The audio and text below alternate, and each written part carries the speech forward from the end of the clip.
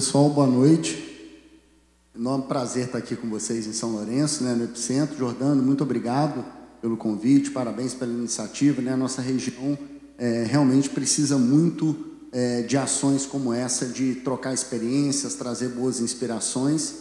Fico muito feliz do trabalho que a gente realizou na cidade de Caxambu e como essa inspiração, que foi uma força motriz para me direcionar profissionalmente, como que isso também pode ser replicado para outras pessoas. E eu gostei muito da proposta do evento nesse sentido. Agradecer o Derek também pelo convite, meu amigo. Prazer novamente estar encontrando com você. E essas iniciativas como um todo. Pessoal, contar para vocês um pouco desse caso, mas é um caso de vida também, que é parte de uma paixão que eu tenho pela minha cidade, pelas águas minerais, pelo potencial que ela tem.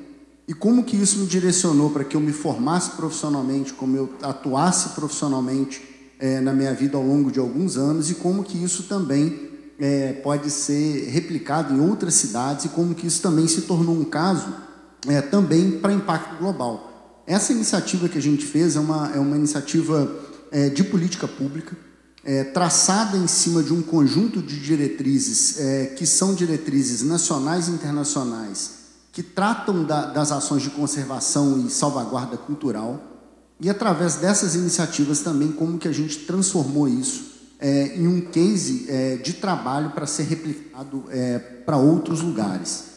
O caso Caxambu, que é o que a gente trata dessa construção, de fazer alguma coisa pelo seu lugar, pelo lugar que você mora. Alguma vez vocês já se sentiram tocados ou convocados para poder realizar uma coisa, ou vontade de fazer alguma coisa? Isso que aconteceu comigo quando eu tive um despertar num dia muito difícil de trabalho, com tudo dando muito errado, que eu resolvi largar tudo de lado e ir no parque tomar água.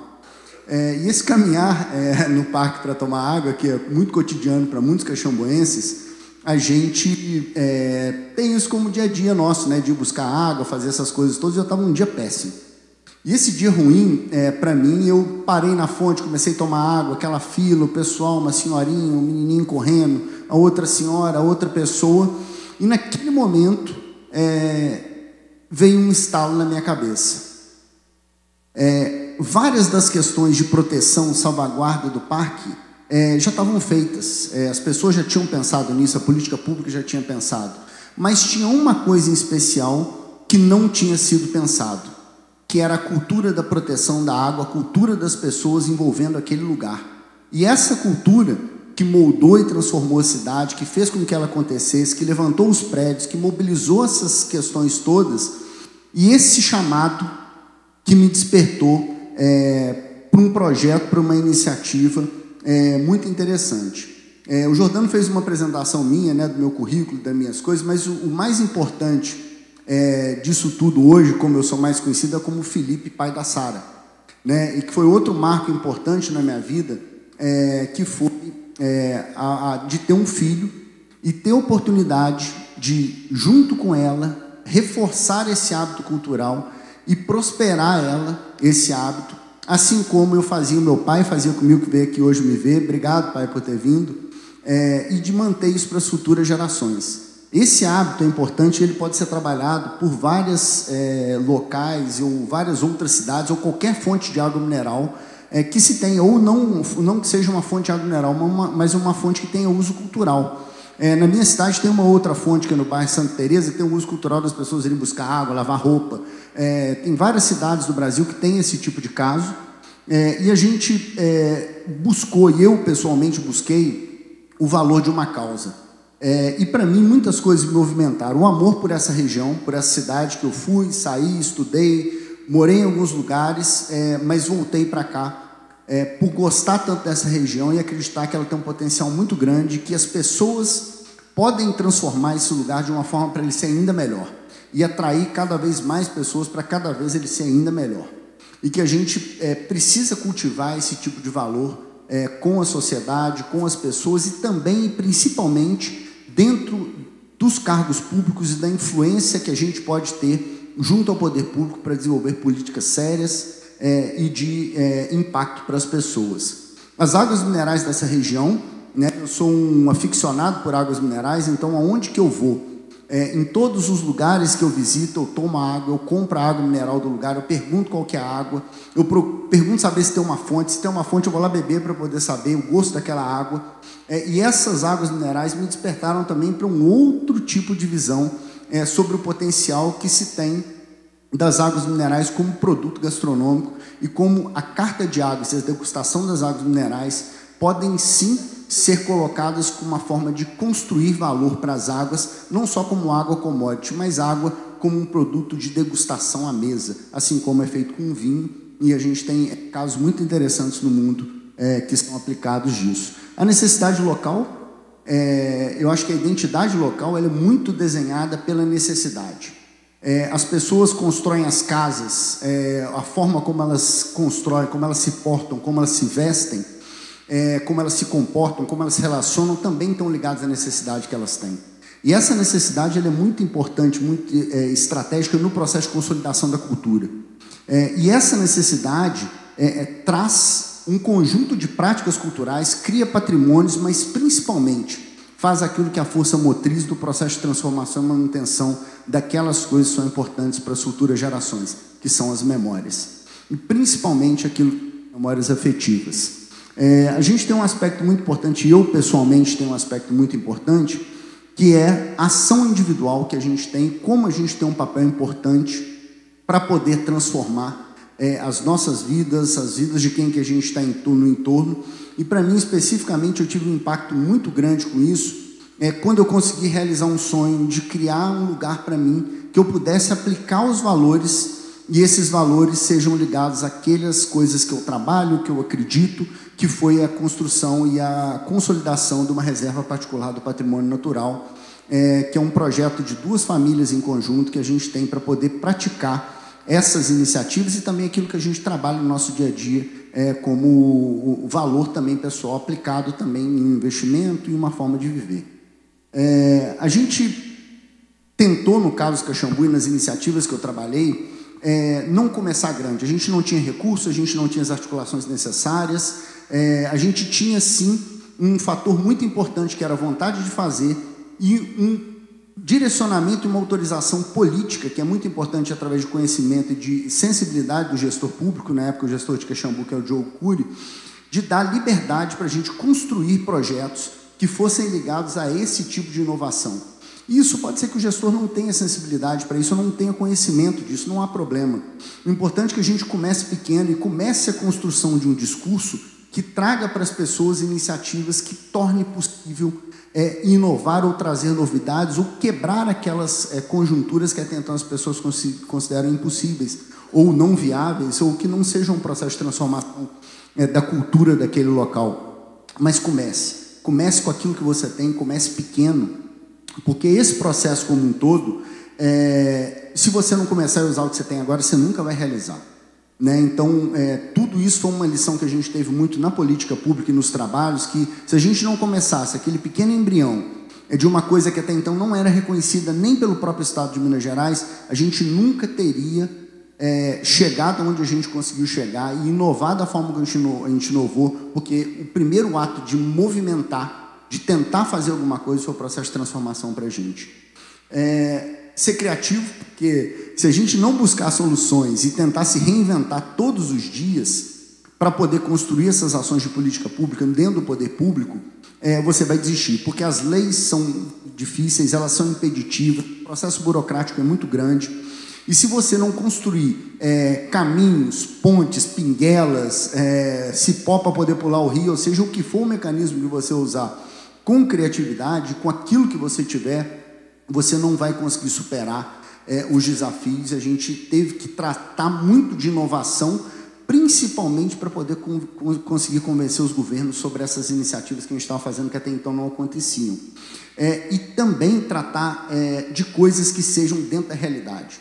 Porque assim, as pessoas falam muito em inovação e aí eles querem aquela ação tecnológica da mais complexa possível.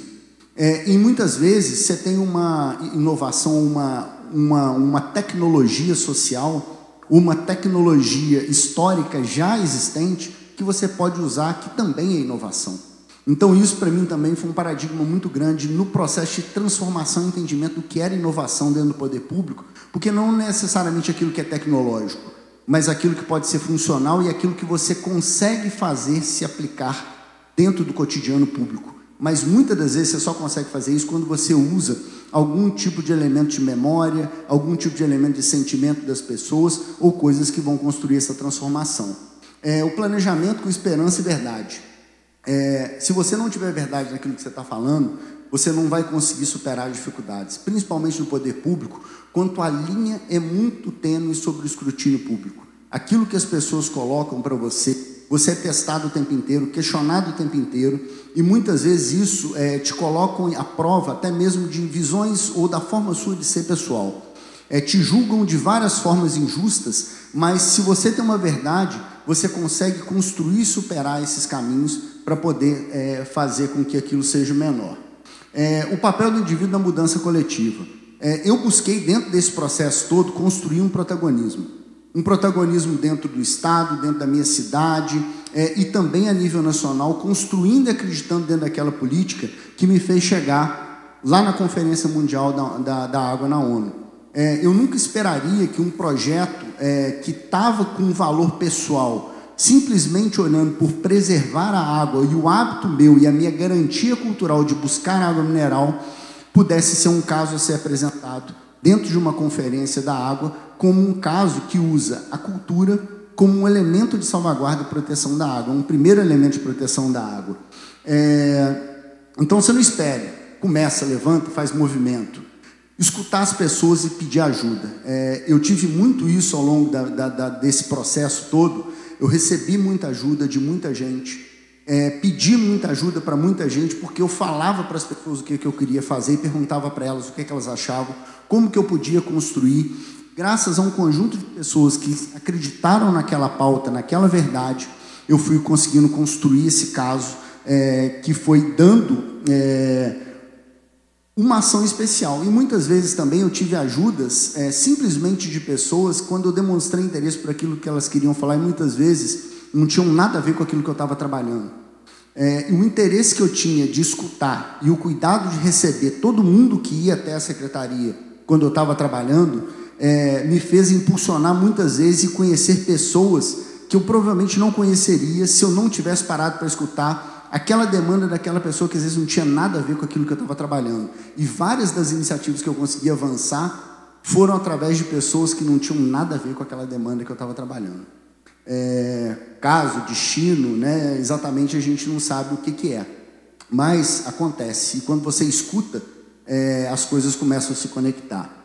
Essas ações locais, né, de preservação da água de Caxambu, o reconhecimento dessas boas práticas dentro do ICOMOS, do Blue Papers, que é um conteúdo sobre água e patrimônio histórico, e o CIRAT, que teve um papel muito importante em conectar a gente dentro dessas iniciativas do processo de internacionalização desse trabalho, que é um Centro Internacional de Referência de Água e Transversalidade lá da Universidade de Brasília, que eu cheguei a eles através de um caos, de uma conversa com uma outra pessoa que não tinha nada a ver com o tema que a gente tinha falado. E o Sérgio foi uma pessoa que abriu muito esses horizontes dessa Agenda 2030, dessas oportunidades que a gente tem de desenvolvimento sustentável, mas principalmente de viabilizar essas conexões com essas redes internacionais ligadas ao patrimônio histórico e à preservação, que é aquilo que o ICOMOS faz. Né? Então, eu também, quando eu comecei a trabalhar nessas iniciativas, esse trabalho também me levou a ser reconhecido como um trabalho pelo ICOMOS, e eu passei a integrar o corpo técnico e os membros dessa entidade e fazer esse impacto global da iniciativa, que foi uma iniciativa de proteção e salvaguarda. E aí a gente começou a entender também, dentro de outros trabalhos, de outras iniciativas, que a alegria compartilhada, Derek, é alegria redobrada. Já dizia uma música de uma banda, né, carioca, que a gente teve um contato muito grande quando morava no Rio, que é o Forfã, que trouxe muito esse tipo de iniciativa, que quando você compartilha esse tipo de ação, as ações conectadas, mais resultados você tem. Então, você celebra essas pequenas vitórias dentro dos projetos que vocês têm. Não tenham medo de fazer e de colocar em prática aquilo que vocês acreditam. Não deixe de falar o propósito claro que vocês têm na construção desses projetos, dessas iniciativas. Tragam a inspiração através dessa visão de futuro da verdade que vocês têm dentro de vocês. O compromisso contínuo.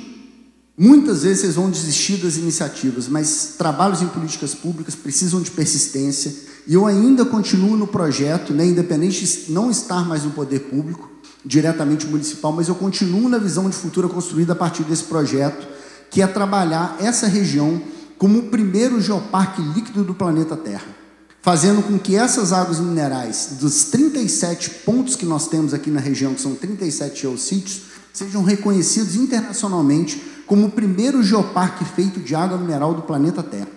E eu vou continuar nesse projeto e também peço ajuda que vocês me ajudem também a incorporar e também a construir o valor para esse projeto tão importante. E o aprendizado constante. A gente só consegue trabalhar essas iniciativas quando a gente consegue buscar reconhecimento de forma constante e essas iniciativas sejam multiplicadas. Existem exemplos que podem trabalhar essa inspiração nas cidades, né? Cidades como São Lourenço e outras cidades da região, com iniciativas ligadas à educação ambiental e cultural sustentável, recuperação de áreas degradadas, envolvimento social e coletivo e social. E é um convite que eu faço para vocês, para que vocês comecem, se conectem, tenham persistência e também inspirem os outros e contem os casos de vocês, independente de quais sejam, eles são importantes.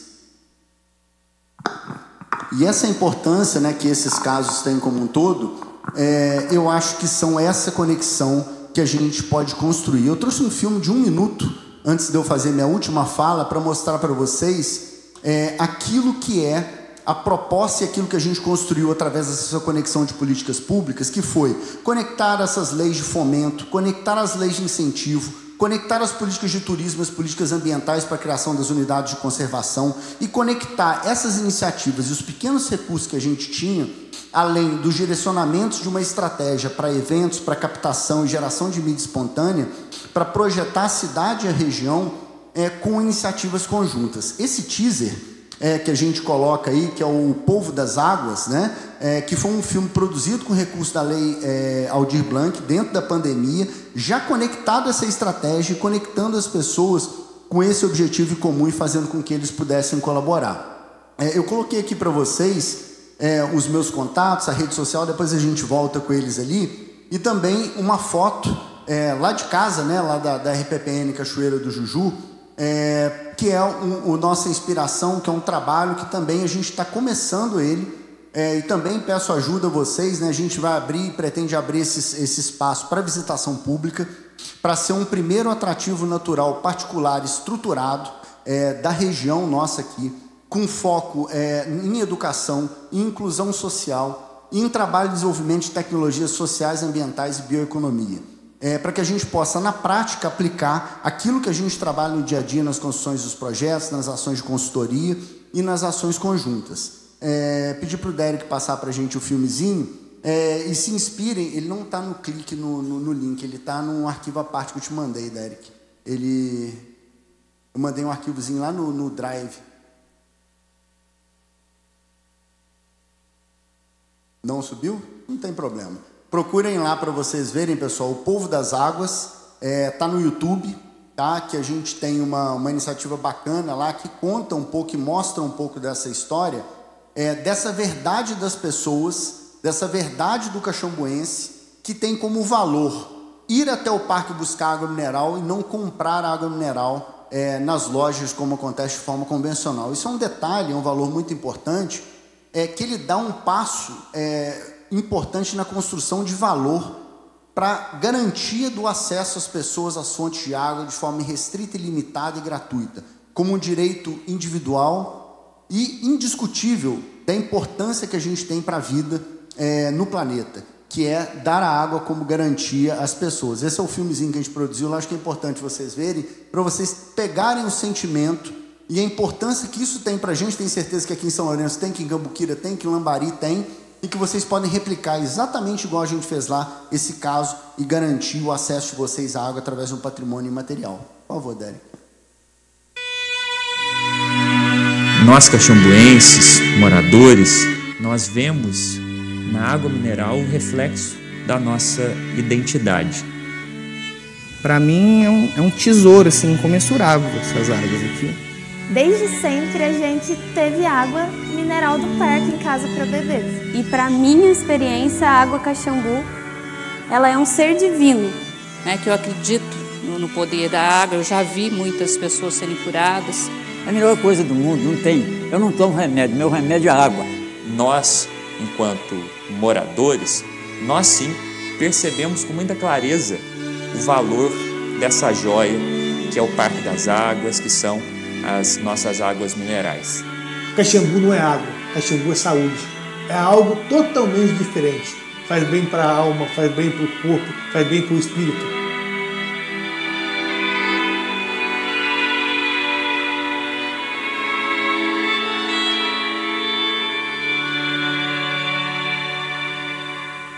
O Povo das Águas foi como a gente nominou.